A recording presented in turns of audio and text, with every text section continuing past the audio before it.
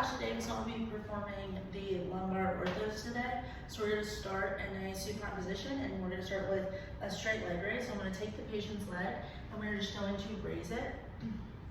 A positive symptom would be paresthesia down the leg, like that tingling sensation, and it would be indicative of radiculopathy.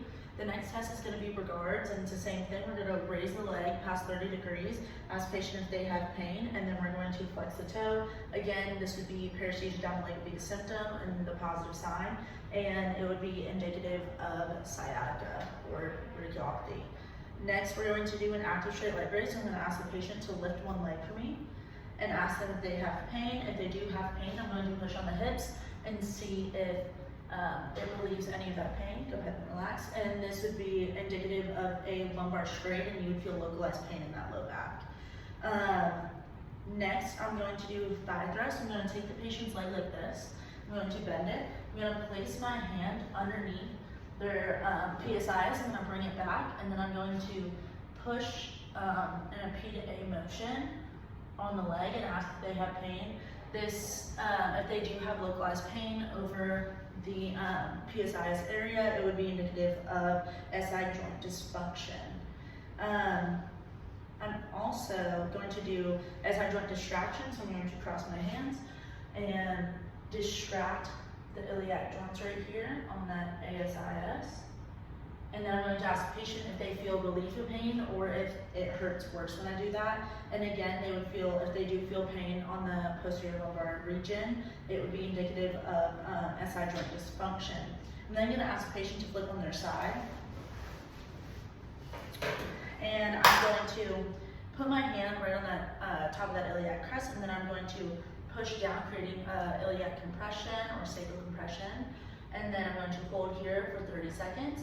And this is going to, if there's localized pain in the hip whenever I push down, then it would be indicative of an SI joint dysfunction as well. I'm going to help the patient sit up here. Let's go ahead and sit up. You face this way. And we're going to do seated piriformis. So I'm going to extend the patient's leg and have them sit at an angle, so both legs this way. I'm going to lift the outside leg, and I'm going to rotate in and then bring it across here.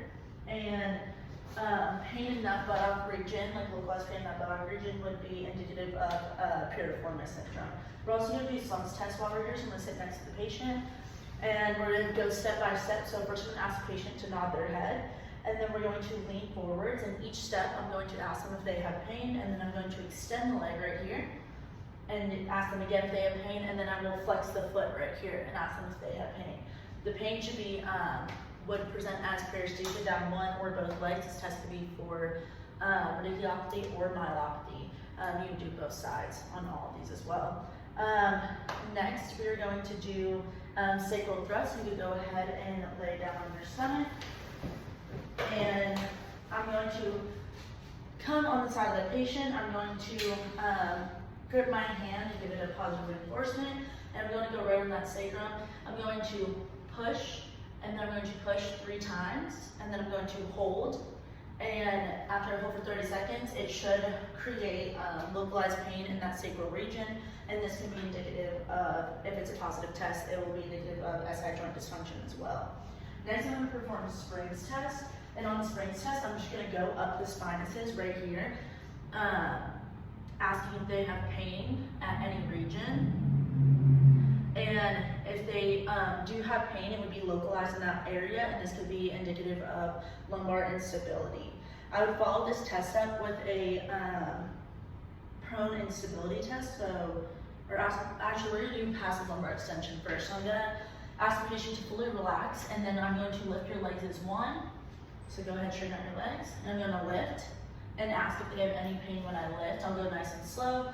And again, this should have localized low back pain in that lumbar region. This can be indicative of a spondy.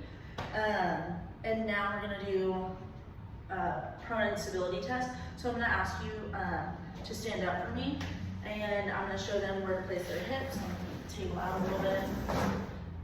We're going to, this table's a little low compared to what I would normally use in the clinic. We're going to place our hips right on the edge of the table, and then we're going to reach out here.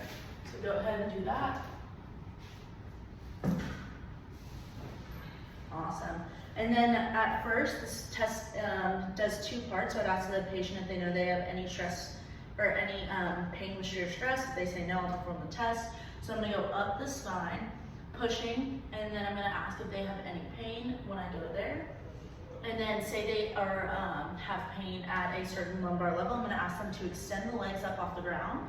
And then I'm going to push again and see if the pain gets worse or gets better. If the pain gets better, this means that engagement of the core helps them with their pain, and this can be indicative of lumbar instability as well.